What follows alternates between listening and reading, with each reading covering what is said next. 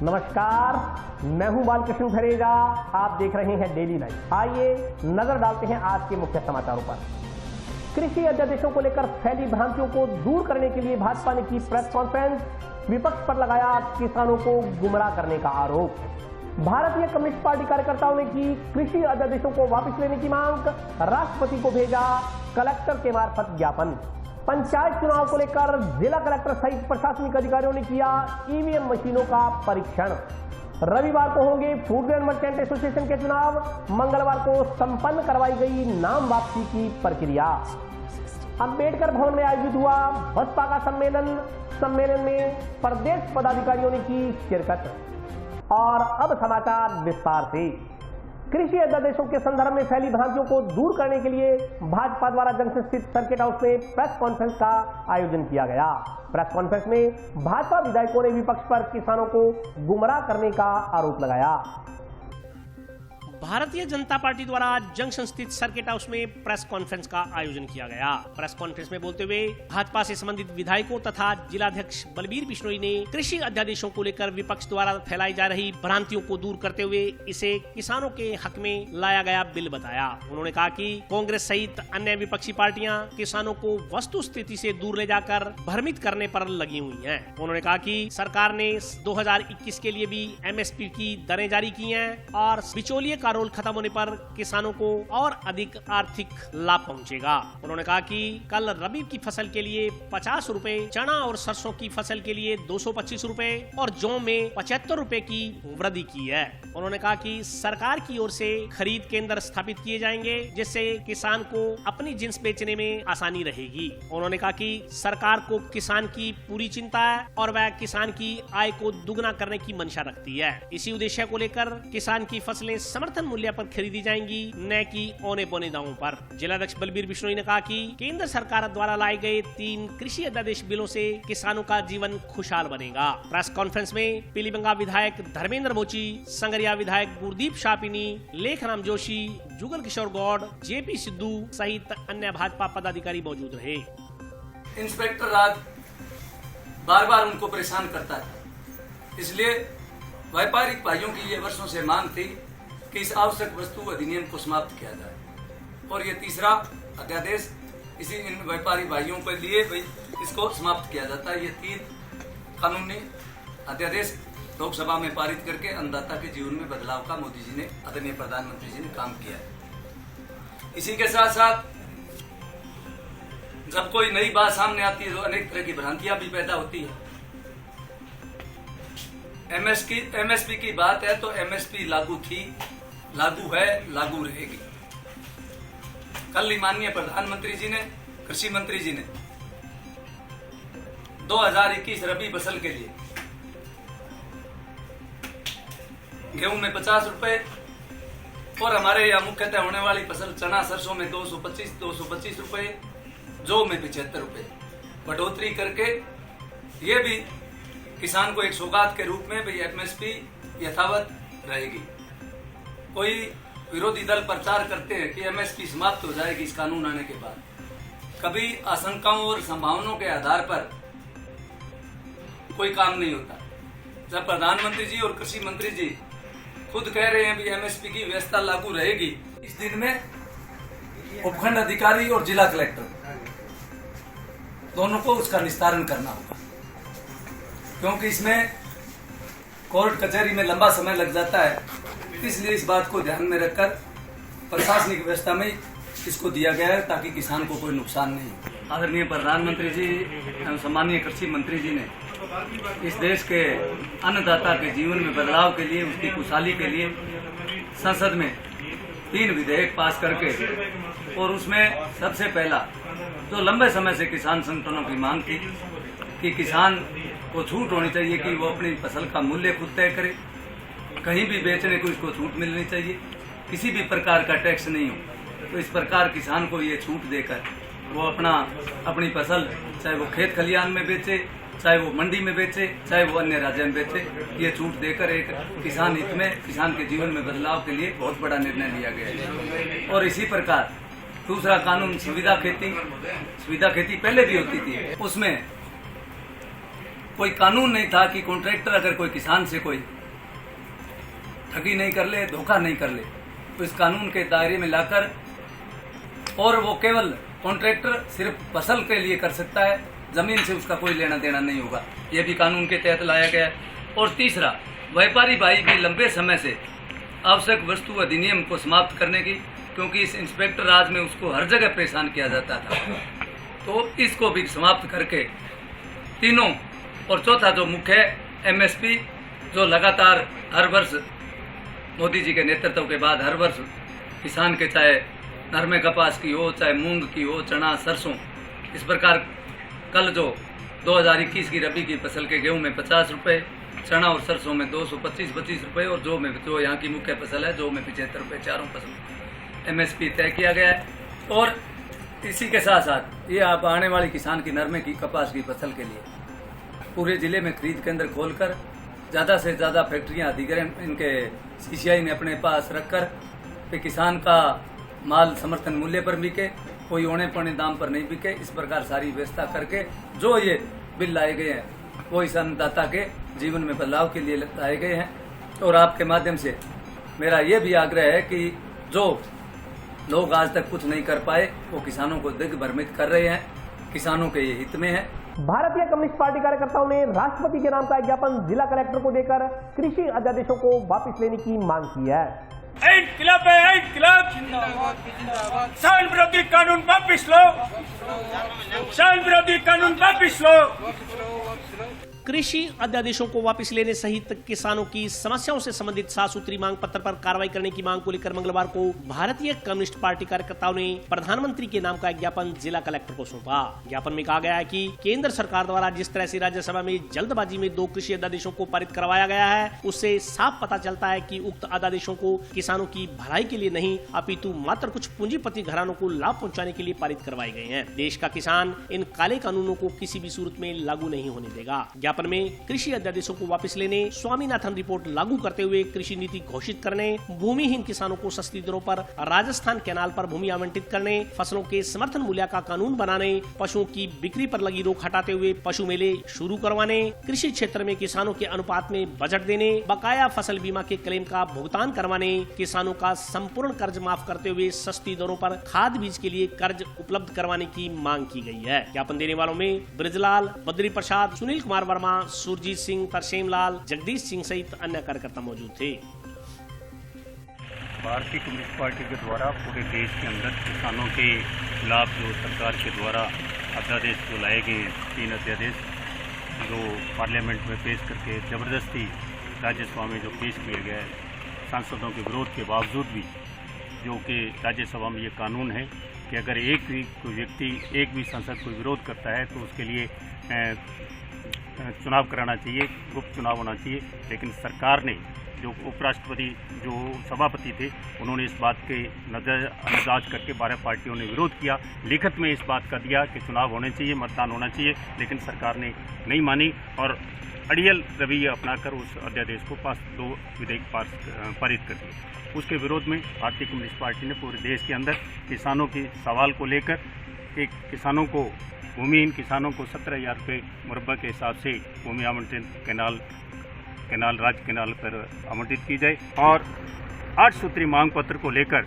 फसल बीमा क्लेम, और आपके जो हमारे देश के प्रधानमंत्री 2014 के अंदर इस बात का जो आह्वान किया था कि मैं सत्ता को पकड़, चुनाव भी निकल गया पार्लियामेंट का, सरकार 2 बार सरकार बन गई, 6 साल से सरकार चल रही है, लेकिन देश के प्रधानमंत्री नरेंद्र मोदी ने किसानों के उस कर्जा माफी को नहीं किया, उल्टा कॉरपोरेट घरानों को जो प्रॉफिट पहुंचाया है, उनके 3,16,000 करोड़ 500 करोड़ रुपए जो है, 21 करोड़ रुपए करीब पूरे देश के किसानों का कर्जा है, पूरा का पूरा कर्जा उनको माफ़ किया जाए, और उन कर्जे को माफ़ करने के साथ में किसानों को बीज खाद के लिए सस्ती दरों के ऊपर ऋण मुहैया कराया जाए, जिससे कि देश के किसान की, उस धरती पुत्र की जो है हालात सुधरे, और जो आज जो लगातार आत्महत्याएं किसान कर रहा है उसके ऊपर अंकुश लगे।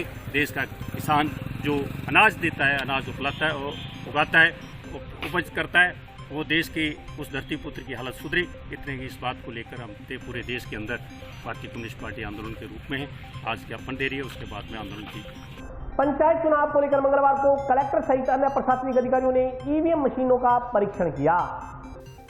पंचायत आम चुनाव को लेकर मंगलवार को जंक्शन स्थित राजकीय पॉलिटेक्निकल कॉलेज में ईवीएम मशीनों का परीक्षण किया गया। इस दौरान जिला कलेक्टर सहित अन्य प्रशासनिक अधिकारियों ने चुनाव को लेकर बूथ केंद्रों की व्यवस्थाओं के बारे में विचार विमर्श किया। संगरिया एसडीएम मांगीलाल ने बताया कि संगरिया की 26 ग्राम पंचायतों में 28 सितंबर को चुनाव होंगे। इस दौरान कोरोना संक्रमण के दृष्टिगत सोशल डिस्टेंसिंग के नियमों का ध्यान रखते हुए बूथ केंद्रों पर मतदाता मतदान करेंगे। उन्होंने जानकारी दी कि परीक्षण के दौरान ईवीएम पर बैलेट लगाना व मतपत्रों को सील करना आदि का प्रशिक्षण बूथ केंद्र प्रभारियों को दिया जाना है। मतदान से पूर्व सुरक्षा को लेकर सभी तैयारियां चाक चौबंद कर ली गई हैं। कोरोना के चलते राज्य निर्वाचन आयोग के निर्देशानुसार प्रचार प्रसार को लेकर अनावश्यक भीड़ एकत्रित करने पर प्रतिबंध रहेगा। मतदान बूथ के बाहर सोशल डिस्टेंसिंग बरकरार रखने के लिए सर्किल बनाए जाएंगे। मतदान के दौरान प्रशासनिक टीम और पुलिस मास्क की अनिवार्यता सुनिश्चित करेगी।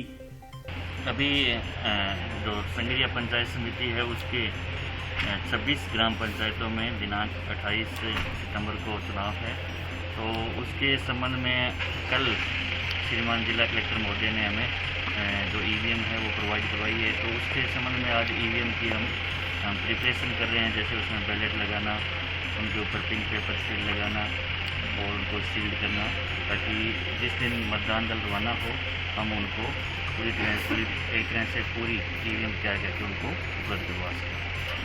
बिल्कुल राज्य निर्वाचन आयोग ने इसके लिए विस्तृत दिशा निर्देश जारी किए हैं, जैसे कि अधिक समूह में प्रचार प्रसार नहीं करना है, क्योंकि धारा 144 में लगी हुई है पहले से ही, तो उसको दृष्टिगत रखते हुए अनावश्यक भीड़ नहीं करनी है। चुनाव उनकी जो भी बूथ हैं वहाँ पर सोशल डिस्टेंसिंग रहे, उसके लिए मतदान बूथ के बाहर सर्किल लगवाए जाएंगे और प्रयास किया जाएगा कि एक निरंतर अंतराल के बाद लोग वहाँ पे आएँ और सोशल डिस्टेंस मेंटेन रहे। इसके अलावा जो राज्य सरकार के जो दिशा निर्देश हैं कि मास्क लगाना है, सैनिटाइज करना, तो वो भी आवश्यक व्यवस्थाएं वहाँ पे मतदान बूथ करेंगे। जंक्शन स्थित कलेक्ट्रेट सभागार में कृषि संबंधी मुद्दों को लेकर बैठक का आयोजन किया गया।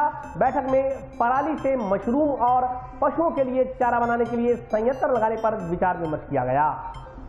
जंक्शन स्थित कलेक्ट्रेट में कृषि संबंधी समस्याओं के निस्तारण को लेकर बैठक का आयोजन किया गया। बैठक में उपस्थित अधिकारियों ने किसानों से गेहूं तथा चावल की पराली को नहीं जलाने का आह्वान करते हुए कहा कि इससे जहां प्रदूषण फैलता है वहीं पर्यावरण को भी काफी नुकसान पहुंचता है। इस दौरान जानकारी देते हुए सरस डेयरी के पूर्व अधिकारी BS यादव ने बताया कि पराली से मशरूम तथा पशुओं के लिए फीड भी तैयार किया जा सकता है। उन्होंने कहा कि जब किसानों और व्यापारियों को पराली का उपयोग पता लग जाएगा तो वे इसे जलाने की बजाय इसका उपयोग बेहतर तरीके से कर सकेंगे। उन्होंने कहा कि इसके लिए ट्रायल आरंभ कर दिया गया है और शीघ्र ही पराली का सदुपयोग आरंभ कर दिया जाएगा। अधिकारियों ने सुझाव दिया कि यदि जिले में स्थित गौशालाओं को चारे में 30% पराली को मिक्स करके दिया जाए तब भी पराली की बहुत सी खपत हो सकती है। इसके अलावा पावर प्लांट में भी पराली का ईंधन के रूप में उपयोग किया जा सकता है। मैंने इसके ऊपर काफी काम किया है फीड के ऊपर, तो यहाँ एक्स्ट्रा डेंसिफिकेशन प्लांट अपना एशिया का पहला प्लांट लगाया गया। अब मैंने इस पर और आगे रिसर्च की है, इससे पराली को यूज करना चालू करेंगे इसके अंदर और पराली पे मशरूम भी तैयार करेंगे और पराली से फीड तैयार करके लोगों को बहुत ही सस्ता और अच्छा फीड उपलब्ध कराया जाएगा। इसके लिए सुझाव दिए हैं अभी कलेक्टर साहब को, आगे हम इस पर सारे बैठ के मीटिंग करके और इसको जल्दी ही लागू करते हैं। आज पराली पे ही सारी बात थी। पराली का अपने को नया कोई यूज सोचना पड़ेगा। मैं इनको बता रहा हूँ कि इस तरह इसका मशरूम भी तैयार हो सकती है और फीड भी तैयार हो सकता है और उसका ट्रायल भी हम चालू करेंगे बहुत जल्दी कि लोगों को इसका अल्टरनेट पता लगे और काम यूज भी पता लगे। इसको लोग जब यूज करने लग जाएंगे तो जलाने वाली नौबत खत्म हो जाएगी, इससे इन्वायरमेंट भी सही रहेगी। मीटिंग हमारी बड़ी सक्सेसफुल रही। सारे ज़िले के अंदर 20 लाख इसकी पराली की प्रोडक्शन है ज़िले के अंदर, तो उसमें भिन्न भिन्न डिपार्टमेंट्स में सुझाव दिए और ये काफ़ी कामयाब मीटिंग रही।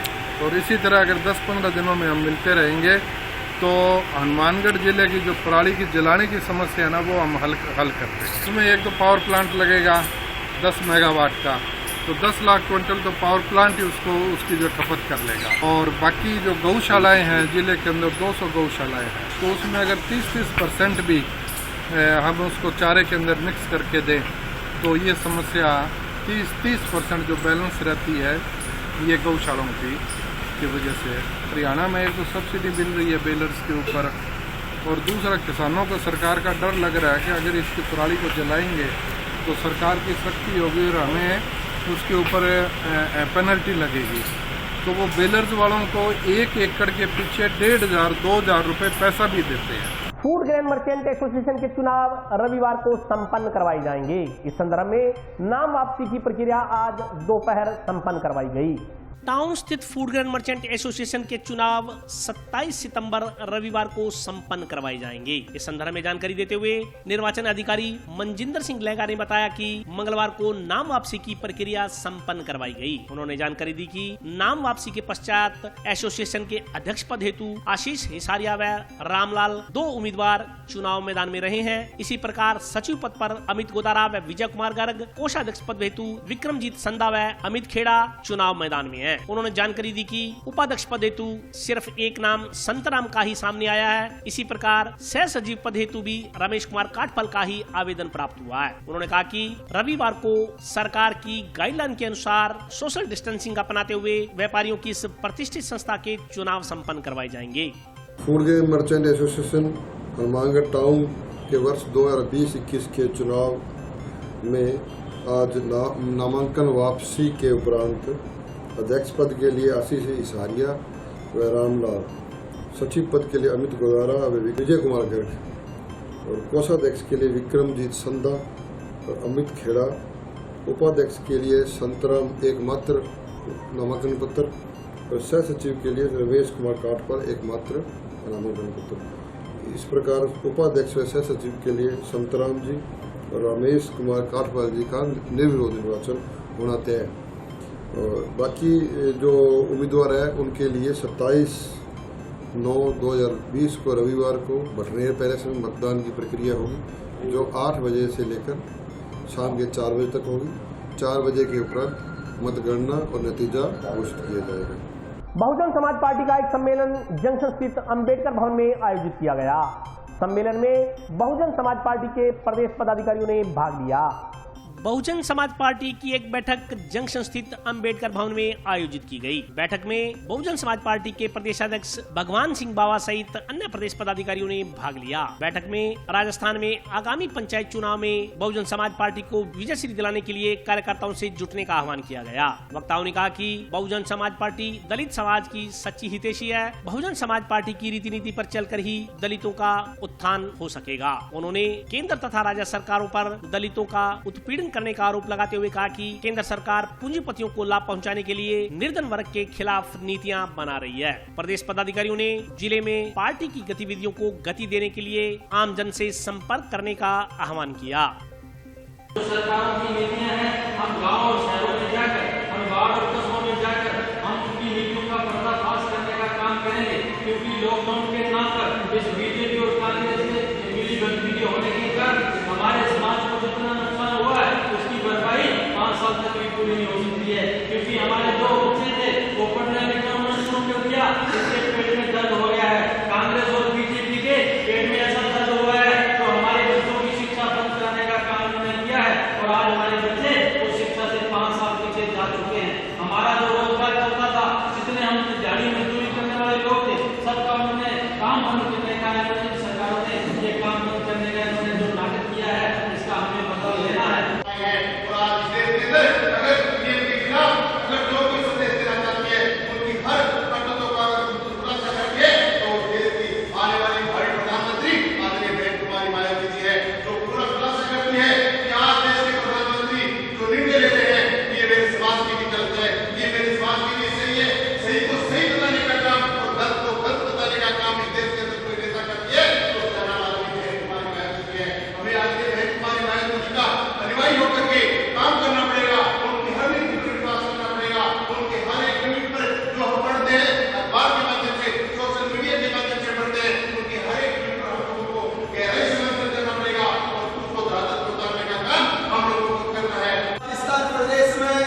बहुजन समाज पार्टी को 29.5 लाख वोट मिले हैं।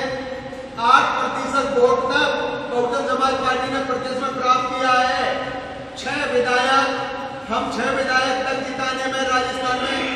सफल हुए हैं और 60 विधायक की सीट पर 10,000 से लेकर के 57,000 तक हमको वोट मिले हैं। साथियों, 8% तक हम आगे बढ़े। अब 2%, 3% वोट और हम लाने में सफल होते। 10% से ज्यादा वोट राजस्थान में आता है तो बहुजन समाज पार्टी 20-22 MLA जीतते हैं। 12% वोट लाने में यदि हम सफल होते तो राजस्थान में 30-32 विधायक चुनाव जीतते हैं। ये चुनाव आयोग की रिपोर्ट है।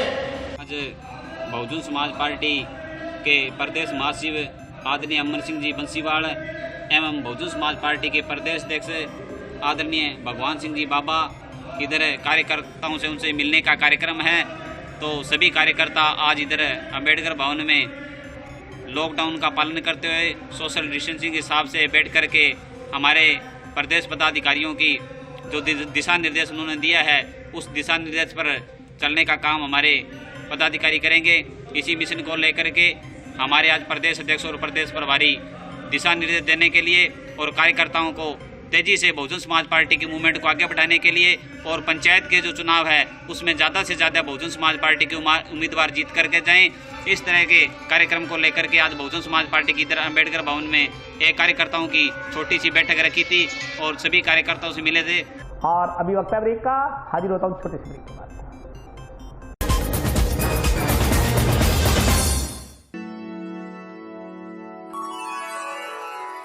यूं तो कई बार मुझे हंसते देखा है, पर ये हंसी कुछ और है। ये गहना मुझ पर जचता है, पर ये महज एक गहना नहीं। ये रूपरेखा है मेरे मन की, हंसती खिलखिलाती लहरों की, जो आतुर थी अब तक मुझ पर सजने को। इसलिए ये गहना ही मेरा सच्चा श्रृंगार है, श्रृंगार है, श्रृंगार है।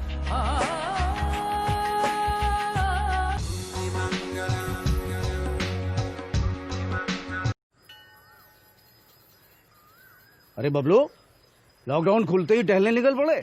महामारी अभी फैली हुई है। सरपंच जी, टहलने नहीं, काम पे वापस जा रहे हैं। तुझे डर नहीं लगता वायरस पकड़ लेगा? पहले थोड़ा बहुत डर लगता था, फिर पता चला कि अगर मैंने पूरी सावधानी बरती तो ये बीमारी होने की संभावना कम है। सबसे महत्वपूर्ण है ये मास्क। काम पर मास्क हमेशा पहनूंगा, समय समय पर हाथ धोता रहूंगा और दूसरों से हर वक्त कम से कम 2 गज की दूरी बनाए रखूंगा। खुद को, दूसरों को और अपने परिवार वालों को भी सुरक्षित रखूंगा। अरे भाई, मेरी जिम्मेदारी बनती है तुझे चेतावनी देना, सो दे दिया। जब देश के मेडिकल और स्वच्छता कर्मचारी रोज कोरोना वायरस से लड़ने का काम कर रहे हैं तो हमारी भी तो जिम्मेदारी बनती है अपना काम करने की। बबलू, तुझे कुछ हो गया तो? हजारों लोग इस बीमारी को हराकर ठीक हो चुके हैं और अगर किसी कारण मुझे ये बीमारी हो भी जाए तो सरकार ने अस्पताल में हमारे इलाज के लिए पर्याप्त व्यवस्था कर रखी है। ये घबराने का वक्त नहीं, एक दूसरे का हौसला बढ़ाने का वक्त है। अरे ऐसे क्या देख रहा है? तू काम पे जाएगा, मैं नहीं जाऊंगा, नाक नहीं कट जाएगी मेरी। चलो मास्क। हाँ, मास्क। अरे नाक तो ढक लो। हाँ। कोरोना वायरस से हमें लड़ाई जारी रखनी पड़ेगी, पर उससे डर कर नहीं, पूरी सावधानी के साथ डट कर चलिए। रुकी जिंदगी को आगे बढ़ाएं, देश को आत्मनिर्भर बनाएं। जय हिंद।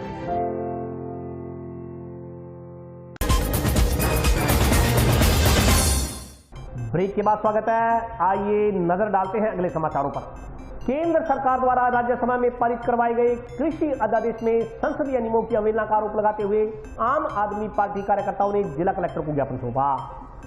आम आदमी पार्टी ने किसानों से जुड़े बिलों को राज्यसभा में पारित करवाने के कथित फर्जीवाड़े और असंवैधानिक प्रक्रिया का विरोध कर रहे सांसदों का निलंबन करने पर केंद्र सरकार के खिलाफ कार्रवाई की मांग की है। इस संदर्भ में देशव्यापी आह्वान के तहत मंगलवार को आम आदमी पार्टी कार्यकर्ताओं ने राष्ट्रपति के नाम का एक ज्ञापन जिला कलेक्टर को सौंपा। इस मौके पर बोलते हुए वक्ताओं ने कहा कि पूरा देश जानता है कि राज्यसभा में उक्त बिलों को पेश करने के समय केंद्र सरकार के पास बहुमत नहीं था, फिर भी संसदीय परंपराओं को तोड़कर किसान विरोधी बिलों को नियम विरुद्ध जाकर सरकार ने राज्यसभा में फर्जीवाड़े के आधार पर बिलों को पारित करवा लिया। सरकार की यह कार्रवाई असंवैधानिक संसदीय परंपराओं और नियमों के विरुद्ध है। इस गैर कानूनी प्रक्रिया से देश में प्रजातांत्रिक परंपराओं की विश्वसनीयता को जबरदस्त धक्का लगा है। उन्होंने राष्ट्रपति से मांग की है कि किसान विरोधी इन बिलों को किसान हित में मंजूरी न दी जाए। इसके अलावा ज्ञापन में कहा गया है कि राज्यसभा में सत्ता पक्ष की तरफ से जब इन तीनों अध्यादेशों को पास करने की नियम विरुद्ध प्रक्रिया चल रही थी तो विपक्षी सांसदों ने इसका विरोध किया, जो उनका अधिकार था। सत्ता पक्ष को यह विरोध नागवार गुजरा। इस कारण आम आदमी पार्टी के सांसद संजय सिंह सहित 8 अन्य सांसदों को एक सप्ताह के लिए सदन से निलंबित कर दिया गया। सरकार का यह रवैया खुले तौर पर विरोध की आवाज को दबाने का तानाशाही तरीका है। ज्ञापन में देश में प्रजातांत्रिक मूल्यों, संसदीय परंपराओं और संविधान को बचाने की गुहार लगाई गई है।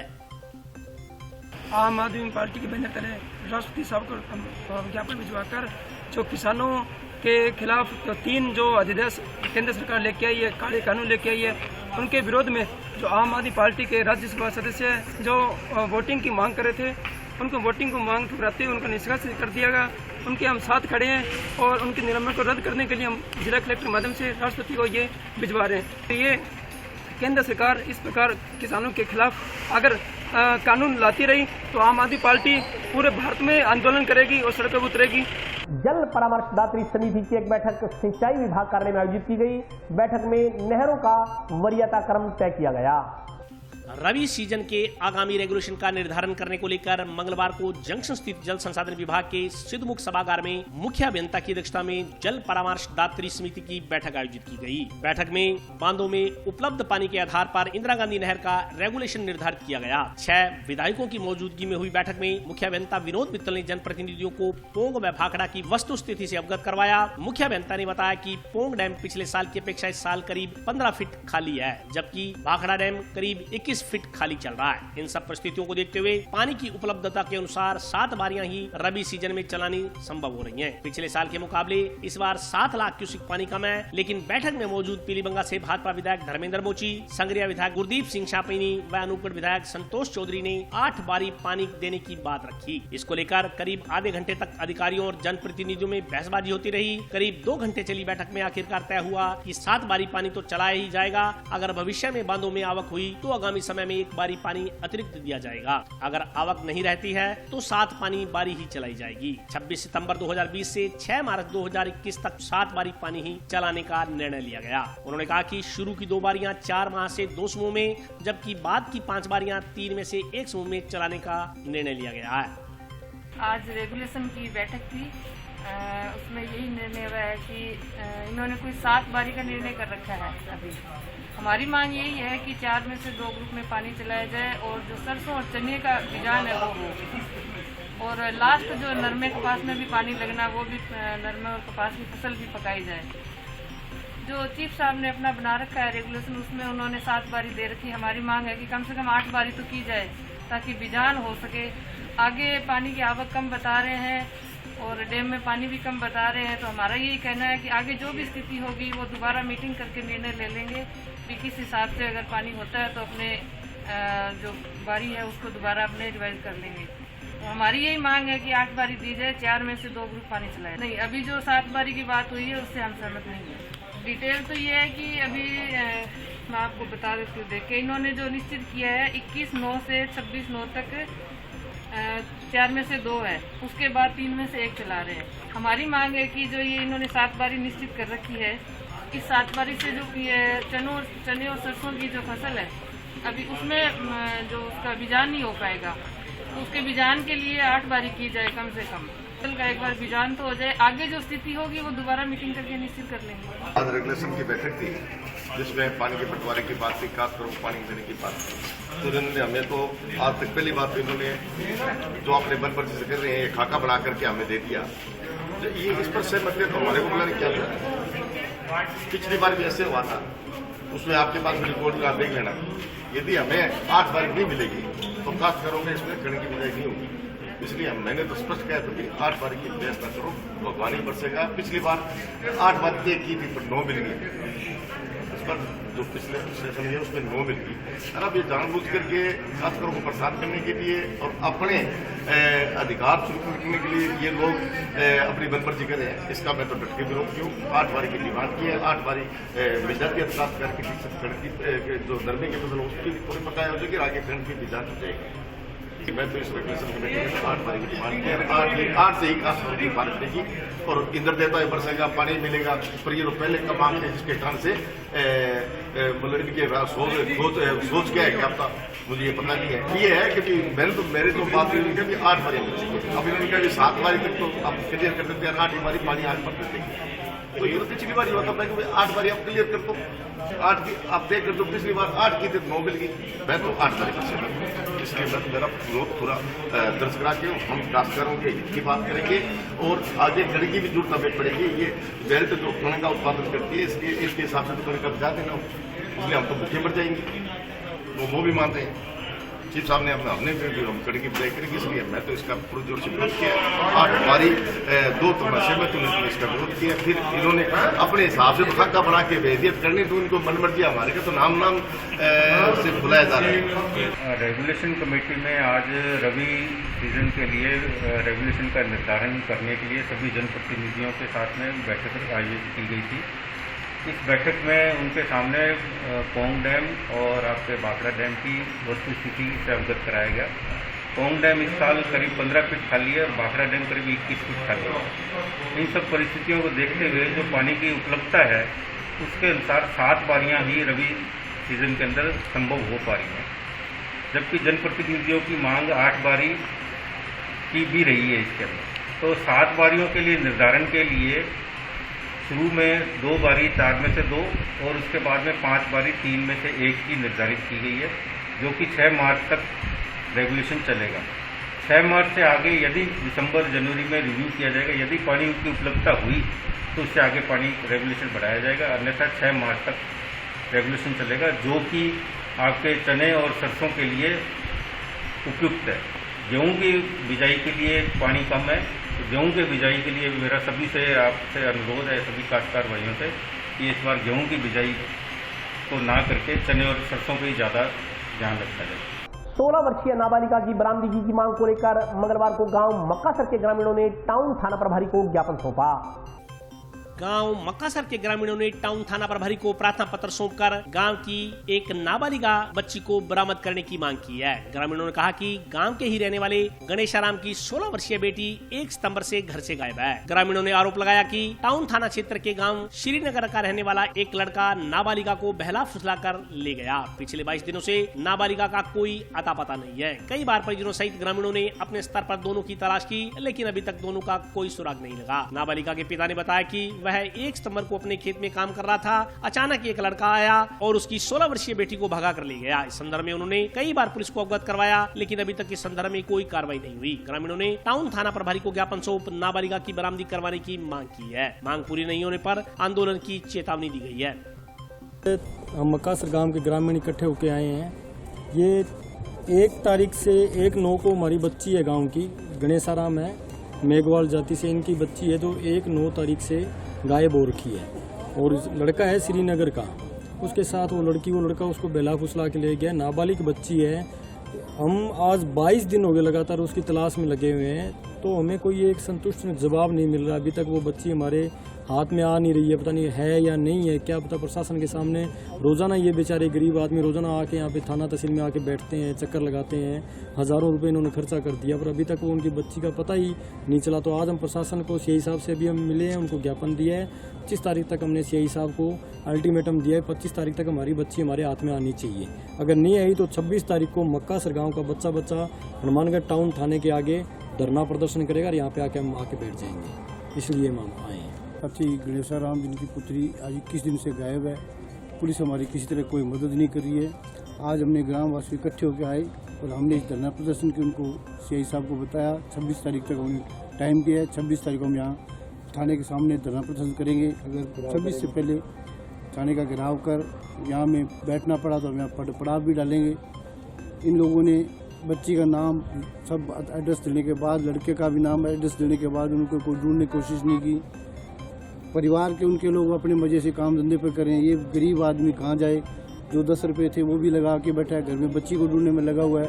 पुलिस हमारी कोई मदद नहीं कर रही है। हम चाहते हैं कि पुलिस हमारे गाँव वाले इन बच्चों के साथ दे, बच्ची को उनके सुपुर्द करे। हमारा यही है।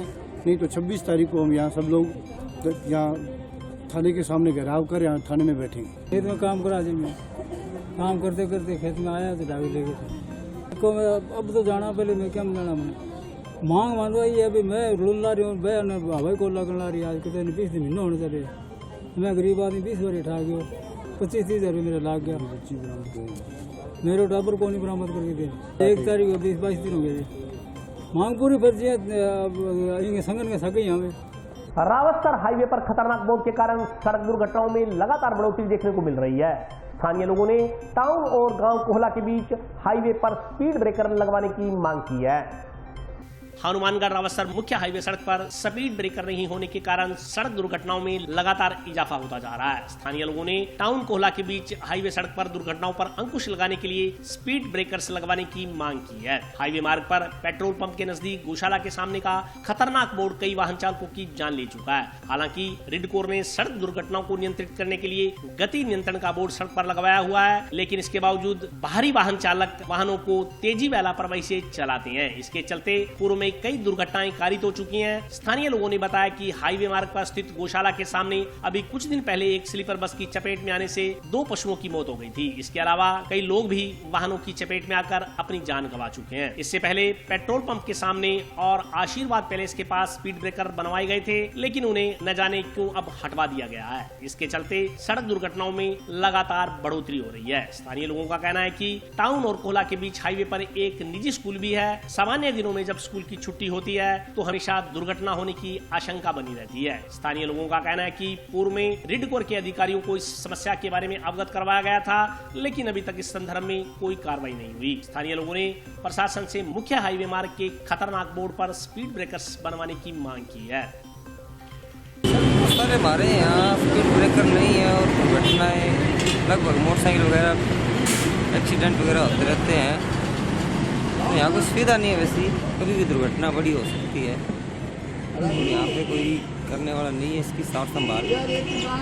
ये हमारी ये विनती है और हाईवे वालों से, अगर कोई स्पीड ब्रेकर बना के दे दिया जाए तो बहुत बड़ा उपकार होगा। समस्या तो है यहाँ पर, पहले तो ब्रेकर थे, अब है ही नहीं, वो हटा दिए, उनकी वजह से दुर्घटना हो रही है। यहाँ से लेकर वो जो चढ़ाई है उस तक हो रही है। हाँ तो क्या भी ये 2 ब्रेकर होने चाहिए यहाँ पर। सर ये मेन हाईवे रोड है और इस पे आए दिन एक्सीडेंट होते रहते हैं। पीछे अभी 5-7 दिन पहले स्लीपर कोच आई थी, उससे यहाँ पे एक गाय मर गई थी सामने। ये गौशाला के सामने मेन रोड है हाईवे की और यहाँ पे आए दिन होती है। एक ब्रेकर यहाँ होना चाहिए। सामने बोर्ड भी लगा हुआ है। प्रशासन से हमारी विनती है कि भी यहाँ पे हर एक साधन कोई भी आता है, व्हीकल आता है तो वो बहुत स्पीड से आता है, तो यहाँ पे दोनों तरफ से एक ब्रेकर होना चाहिए। सर्दी के दिन में कैसे धीरे चलते हैं, वैसे भी साधन क्यों धुंध होती है, कंट्रोल में चलते हैं। गर्मी में ज़्यादा दिक्कत आती है। अभी ज़्यादा 5-6 दिन ही हुए हैं गाय मरी हुई। अभी यहीं पे पास में पड़ोस में ही रहता है वो। इधर से आ रही थी गाय और इधर से स्लीपर कोच बस आ रही थी। 10 मिनट यहाँ पे अंदर ही एक्सपायर हो गई थी। सर यही है कि भी यहाँ पर ब्रेकर होना चाहिए। ये मोड़ बहुत खतरनाक है। नवरात्रों में विवाह शादी के शुभ मुहूर्त शुरू होंगे, लेकिन कोरोना के चलते शादी समारोह संक्षिप्त ही आयोजित हो पाएंगे। स्थानीय ज्योतिषियों और पंडितों ने इस संदर्भ में विस्तार से जानकारी दी। नवरात्रों के साथ ही विवाह शादियों का सिलसिला भी शुरू होने वाला है, लेकिन कोरोना के बढ़ते मामले गंभीर चिंता का कारण बने हुए हैं। ऐसे में ज्योतिषों और पंडितों ने सावों के समय विवाह शादियों में भीड़ से एहतियात बरतने की हिदायत दी है। स्थानीय विवाह शादियां संपन्न करवाने वाले स्थानीय पंडितों ने बताया कि नवरात्रों के साथ ही सावों का सिलसिला भी आरम्भ हो जाएगा, लेकिन राज्य सरकार की गाइडलाइंस के अनुसार विवाह शादियों में केवल 50 लोगों को शामिल होने की अनुमति दी गई है। ऐसे में विवाह शादियों से जुड़े कारोबार बुरी तरह से प्रभावित होंगे, लेकिन सर्दी के मौसम में कोरोना वायरस का खतरा और बढ़ने की आशंका है। इससे बचने के लिए शादियों का बदला स्वरूप एक और जहां लोगों को संक्रमण से बचाएगा, वहीं कोरोना के चलते शादी समारोह से जुड़े कारोबार बुरी तरह से प्रभावित होंगे। इस संदर्भ में बोलते हुए पंडित आशुतोष पांडे ने कहा कि 25 नवंबर से 10 दिसंबर तक विवाह के शुभ मुहूर्त शुरू होंगे। नवंबर में मुहूर्त 30 को तथा दिसंबर में 7 व 9 तारीख को है। अगर कोरोना महामारी के चलते नवंबर में शादियां टली तो अगले साल ही फेरे नसीब हो पाएंगे। नवरात्र के अंदर 18 तारीख से नवरात्र शुरू है और ब्याह शादी भी शुरू हो गई है। तो कोरोना काल के अंदर वैसे क्या 50 आदमी के किए हुए हैं और 20 आदमी मरे में किए हुए हैं, तो ठीक है, जो जैसे गवर्नमेंट चाहेगी वैसे रहना पड़ेगा। अच्छे मुहूर्त नवरात्र शुरू हो गए हैं, अच्छे मुहूर्त है, बढ़िया मुहूर्त है, निकल गए हैं। 17 तारीख नवरात्र शुरू होंगे, 18 तारीख शुरू है, मतलब यहाँ तो ये कोरोना का भी और ज़्यादा आएगा प्रभाव भी। देखो इसमें क्या होता है, आगे और भी आने वाला है। जैसे ठंड आएगी, ठंड से और भी बढ़ेंगे तो उसमें कैसे भी हो सकते हैं भाई, तो आदमी आके जो राजी नहीं है मतलब क्या होगा। शासन को तो क्या बहुत छूट क्या दे रहे हैं, अपना सोचनी है। मतलब बरसात तो अभी कोई है ही नहीं है। कर्फ्यू के अंदर कोई जैसे जिनसे मास्क मिलेगा, मास्क फिर लिया, कोई फिर लिया, कोई प्रशासन कोई डील करने की। इस बार विवाह शादी का जो मुहूर्त है, पिछले 6 महीना 7 महीना से मुहूर्त होने के बावजूद भी कोरोना काल में विवाह फेरा नहीं हो पाया। सरकार की भी मनावट, क्योंकि 20 से या 40 से लोग ज़्यादा अधिक एक जगह इकट्ठा नहीं हो सकते हैं रोग बीमारी के कारण। और अब जो शुद्ध मुहूर्त है सावा का 25 नवंबर से लेकर के 10 दिसंबर तक का शुद्ध मुहूर्त माना गया। उसमें भी अपने जो सावा करेंगे, हमारे जो सनातन धर्म के प्रेमी हैं, सभी नियम और कानून के अनुसार कम लोगों के साथ, और व्यापार में, रोजगार में सभी लोगों को काफ़ी परेशानी आया है। और इस कोरोना काल में सबसे यही निवेदन है कि अपने घर पर रहें, सुरक्षित रहें और अपने रोजी रोजगार पर ध्यान दें, जरूरत भरी घर से बाहर निकलें। तो वही है जो पहले जो पंचांग और चंद्रमा के अनुसार, सूर्य के अनुसार मुहूर्त है, वही है मुहूर्त। और जो शुद्ध जो सावा है जो 25 नवंबर से ही प्रारंभ है और 10 दिसंबर तक ही रहेगा। लेकिन इसमें भी क्या है, कुछ लोग कर रहे हैं, कुछ लोग नहीं कर रहे हैं। जिनको अति जरूरी है, कन्या विवाह योग हो चुकी है, लड़का विवाह योग हो चुका है, जिसका रिश्ता फाइनल हो चुका है, वो तो सावा करेंगे ही।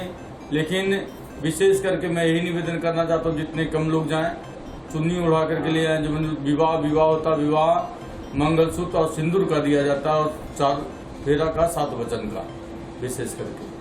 और आज के लिए बस इतना ही। कल फिर हाजिर होता हूं नए समाचारों के साथ। तब तक के लिए नमस्कार।